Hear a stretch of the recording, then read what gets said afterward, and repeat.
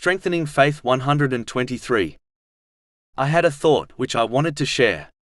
A part of faith, which is a test in itself, is that when one obeys Allah, the Exalted, which involves using the blessings He has granted them in ways pleasing to Him, as outlined in the Holy Quran and the traditions of the Holy Prophet Muhammad, peace and blessings be upon him, they are not guaranteed to receive tangible benefits, such as an obvious increase in wealth.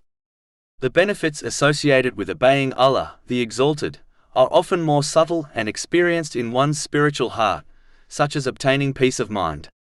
Chapter 16 An-Nahl, verse 97. Whoever does righteousness, whether male or female, while he is a believer, we will surely cause him to live a good life, and we will surely give them their reward in the hereafter according to the best of what they used to do. The one who possesses weak faith often seeks tangible benefits from Allah, the Exalted, such as good health, a nice house and a good career. As Islam does not guarantee these things, the devil often puts off people from faith entirely or from at least acting on their faith, as outlined earlier. This reality is a test which a Muslim must pass successfully by obtaining strong faith. This involves learning and acting on Islamic knowledge, so that one becomes sure of the countless benefits one obtains in both worlds through obeying Allah, the Exalted.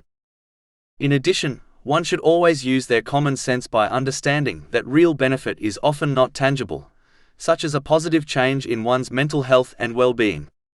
A person who has the world at their feet will happily give it up for this intangible benefit. A Muslim must therefore not be fooled into seeking tangible benefits from Allah, the Exalted, as they have not been guaranteed. Doing so can even push one further away from His obedience when one does not receive the tangible benefit they desired. This leads to a loss in both worlds. Chapter 22 Al-Hajj, verse 11. And of the people is he who worships Allah on an edge. If he is touched by good, he is reassured by it, but if he is struck by trial, he turns on his face. He has lost this world and the hereafter. That is what is the manifest loss.